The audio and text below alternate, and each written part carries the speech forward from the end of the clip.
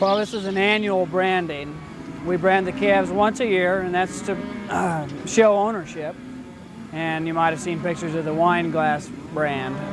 These cows and calves have been in about a 2,000-acre pasture. And the last couple days, the guys have brought them into a little smaller pasture. So this morning, they were rounded up in about an 800-acre pasture and brought in. And early in the morning, we separated some of the cows from the calves to give us a little bit more room to rope the calves and drag them in. And the rest of the branding is pretty self-explanatory. We vaccinate them for disease, and the bulls are castrated, so they'll be steers. They're given an implant to make them grow faster and make the meat leaner. The implants we use today are non-hormone type implants. They're newly developed implants made out of a product from a corn plant that just mimics a hormone.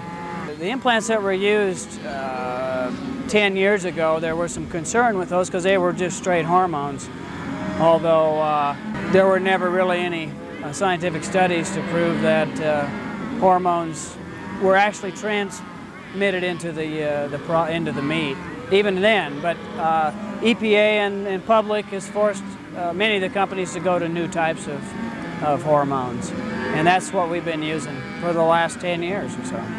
Well, we're still using the same basic raw product. We've got grass out here. That's our main product, and we're trying to turn grass that grows naturally into a product that we can sell. And our farmland is our other basic product, and you can't change those.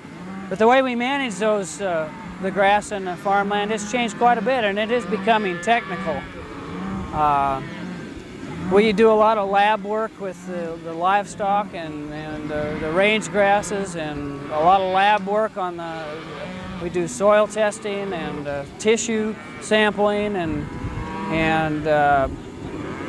it's a lot more specific, detailed way of operating than the old days of just, whatever. You just turned cows out in the grass and then went and picked them up in the fall and sold them. So. Do you think your granddad might have been a little too conservative to try new things? He and I were together, managing together for a 10-year period, and that span in age probably was a good thing for both of us.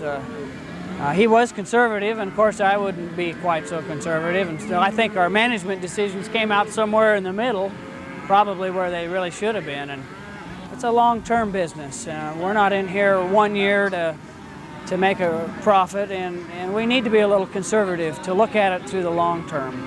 You all never irrigated. Well, that is unusual. This part of the country had developed much of the ground into irrigated ground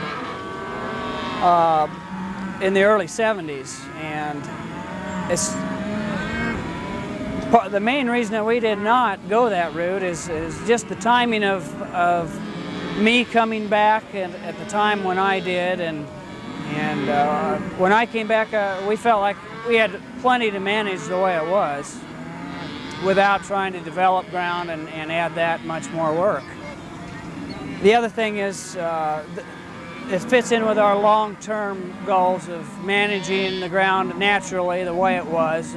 Irrigation will probably be a short-term venture due to the groundwater supply that we're dealing with here. And so when I came back, we tried to utilize what we had and as efficiently as we could and try to compete that way, and we have been able to compete.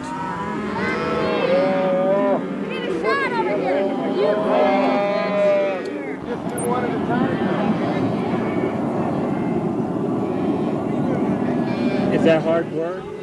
What, castrating? Yeah. No, not really. Do you think it hurts them a lot? I don't imagine it feels very good.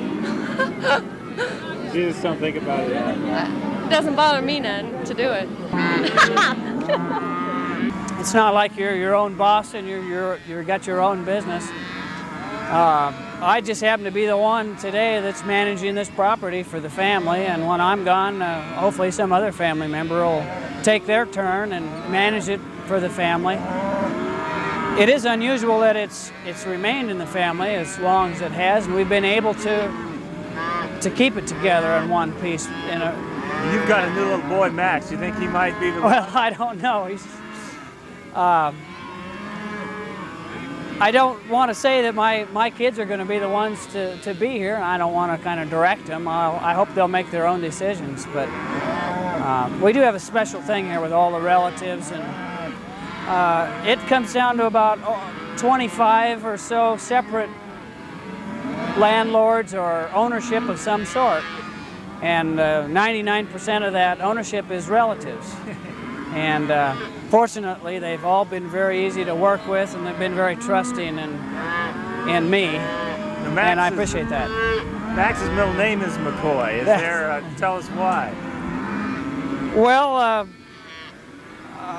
we didn't feel like we had represented that side of the family and with our names, and we liked the sound of Max McCoy, and I don't know if that is with that name is going to direct him to the ranching business, or if he's going to be a doctor or a lawyer or what. But he's a kind of an ornery little kid. If he ends up with the reins of this place, he'll probably